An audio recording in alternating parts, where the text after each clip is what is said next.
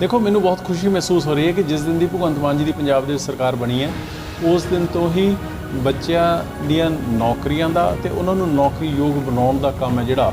ਉਹ ਪੰਜਾਬ ਸਰਕਾਰ ਕਰ ਰਹੀ ਹੈ। ਪੰਜਾਬ ਦੀ ਤਰਾਸਦੀ ਕੀ ਰਹੀ ਕਿ ਪਿਛਲੀਆਂ ਸਰਕਾਰਾਂ ਨੇ ਜੋ ਇੰਡਸਟਰੀ ਨੂੰ ਰਿਕੁਆਇਰਮੈਂਟ ਸੀ ਜਿਸ ਸਕਿੱਲ ਦੀ ਜਿਸ ਹੁਨਰ ਦੀ ਉਹਦੇ ਵਿੱਚ ਔਰ ਜਿਸ ਤਰੀਕੇ ਦੇ ਸਟੂਡੈਂਟਸ ਪੈਦਾ ਹੋ ਰਹੇ ਸੀਗੇ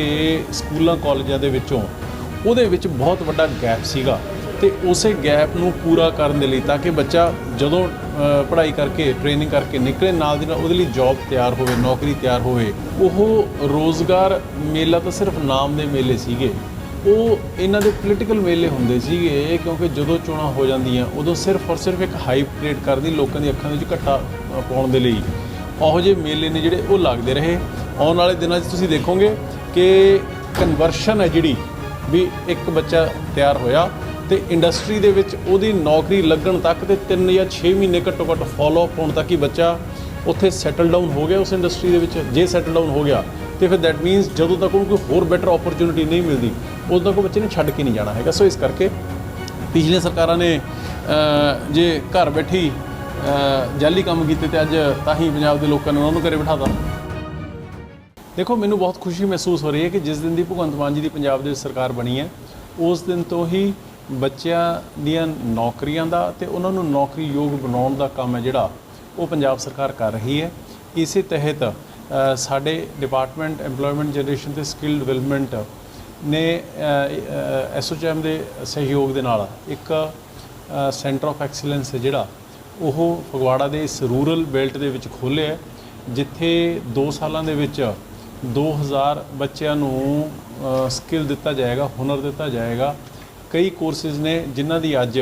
ਪੰਜਾਬ ਦੀ ਦੇਸ਼ ਦੀ ਇੰਡਸਟਰੀ ਨੂੰ ਜ਼ਰੂਰਤ ਹੈ ਪਰ ਪਿਛਲੇ ਲੰਬੇ ਸਮੇਂ ਦੇ ਵਿੱਚ ਪੰਜਾਬ ਦੀ ਤਰਾਸਦੀ ਕੀ ਰਹੀ ਕਿ ਪਿਛਲੀਆਂ ਸਰਕਾਰਾਂ ਨੇ ਜੋ ਇੰਡਸਟਰੀ ਨੂੰ ਰਿਕੁਆਇਰਮੈਂਟ ਸੀ ਜਿਸ ਸਕਿੱਲ ਦੀ ਜਿਸ ਹੁਨਰ ਦੀ ਉਹਦੇ ਵਿੱਚ ਔਰ ਜਿਸ ਤਰੀਕੇ ਦੇ ਸਟੂਡੈਂਟਸ ਪੈਦਾ ਹੋ ਰਹੇ ਸੀਗੇ ਸਕੂਲਾਂ ਕਾਲਜਾਂ ਦੇ ਵਿੱਚੋਂ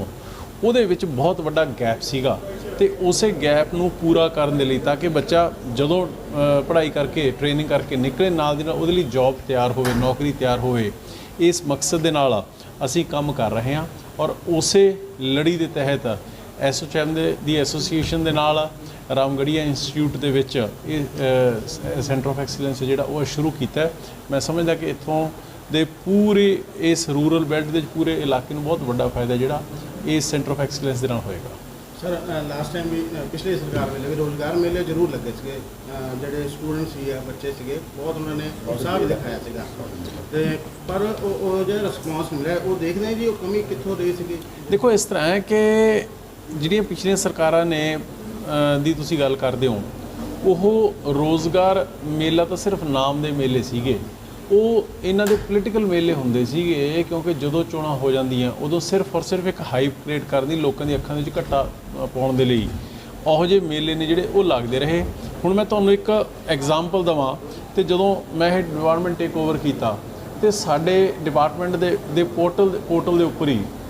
18.5 ਲੱਖ ਬੱਚਾ ਜਿਹੜਾ ਉਹ ਰਜਿਸਟਰ ਹੁਣ ਤੱਕ ਪਿਛਲੀਆਂ ਸਰਕਾਰਾਂ ਦੇ ਸਮਿਆਂ ਹੋਇਆਂ ਦੇ ਵਿੱਚ ਹੋਇਆ ਪਿਆ ਸੀਗਾ ਜਿਹਦੇ ਵਿੱਚ ਕਹਿੰਦੇ ਸੀ 18.5 ਲੱਖ ਸਾਡੇ ਕੋਲ ਬੱਚੇ ਤੇ ਇੰਨੇ ਹਜ਼ਾਰ ਇੰਡਸਟਰੀ ਹੈ।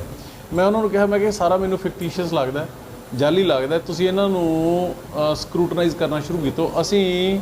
ਉਹਨਾਂ ਬੱਚਿਆਂ ਨੂੰ ਕਾਲਸ ਕਰਵਾਈਆਂ ਰੈਂਡਮਲੀ ਮੈਸੇਜ ਡਲਵਾਏ 3-3 4-4 ਮੈਸੇਜ ਤੋਂ ਬਾਅਦ ਉਹ ਡੇਟਾ ਜਿਹੜਾ ਐਕਚੁਅਲ ਸਹੀ ਡੇਟਾ ਜਿਹੜਾ ਉਹ ਤਕਰੀਬਨ 1,32,000 ਤੇ ਸਿਮਟ ਗਿਆ। ਇਸੇ ਤਰੀਕੇ ਦੇ ਨਾਲ ਇੰਡਸਟਰੀ ਦੀਆਂ ਬਿਨਾਂ ਪੁੱਛੇ ਬਿਨਾਂ ਦੱਸੇ ਕਿਸ ਚੀਜ਼ ਦੀ ਕਿਸ ਤਰ੍ਹਾਂ ਦੇ ਸਕਿੱਲ ਦੀ ਬੱਚਿਆਂ ਦੀ ਜ਼ਰੂਰਤ ਹੈ ਉਹ ਪੁੱਛਦੇ ਦੱਸਦੇ ਨਹੀਂ ਸੀਗੇ ਤੇ ਪੋਰਟਲ ਤੇ ਚੜ੍ਹਾ ਦਿੰਦੇ ਸੀਗੇ ਜੀ ਕਿ ਇੰਨੀ ਇੰਡਸਟਰੀ ਨੂੰ ਇੰਨੇ। ਹੁਣ ਮੈਂ ਪਿਛਲੇ ਦਿਨਾਂ ਦੇ ਵਿੱਚ 1.5 ਮਹੀਨਾ ਪਹਿਲਾਂ ਜਦੋਂ ਮੇਰੇ ਕੋਲ ਡਿਪਾਰਟਮੈਂਟ ਆਇਆ ਮੈਂ ਡਿਪਾਰਟਮੈਂਟ ਨੂੰ ਆਰਡਰਸ ਕੀਤੇ ਚਾਹੀਦਾ ਮੈਨੂੰ ਕਾਗਜ਼ੀ ਕੰਮ ਨਹੀਂ ਚਾਹੀਦਾ ਮੈਨੂੰ ਤਾਂ ਪ੍ਰੈਕਟੀਕਲ ਕੰਮ ਚਾਹੀਦਾ ਤੇ ਉਸੇ ਮਕਸਦ ਦੇ ਨਾਲ ਅਸੀਂ ਆਪਦੇ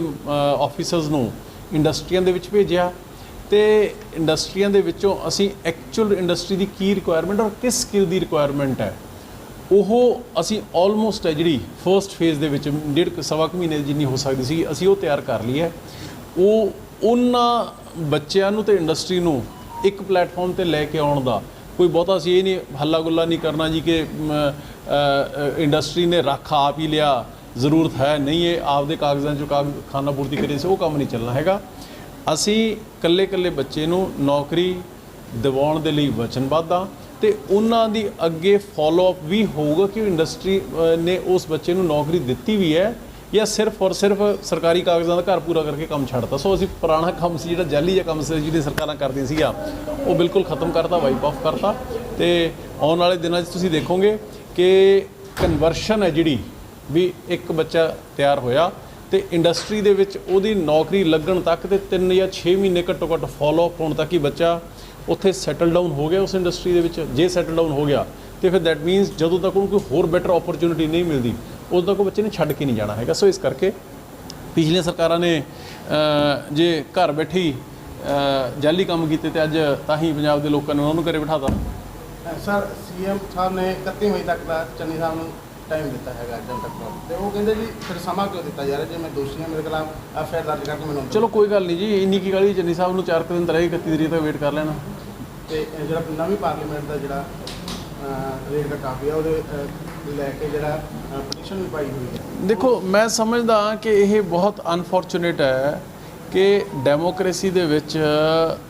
ਪਾਰਲੀਮੈਂਟ ਨੂੰ ਦੇਸ਼ ਦੀ ਸਭ ਤੋਂ ਵੱਡੀ ਪੰਚਾਇਤ, ਸਭ ਤੋਂ ਵੱਡਾ ਮੰਦਰ ਹੈ ਜਿਹੜਾ ਡੈਮੋਕ੍ਰੇਸੀ ਦਾ, ਉਹ ਮੰਨਿਆ ਜਾਂਦਾ ਹੈ। ਤੇ ਉਸ ਮੰਦਰ ਦੇ ਡੈਮੋਕ੍ਰੇਸੀ ਦੇ ਉਸ ਮੰਦਰ ਦੇ ਵਿੱਚ ਵੀ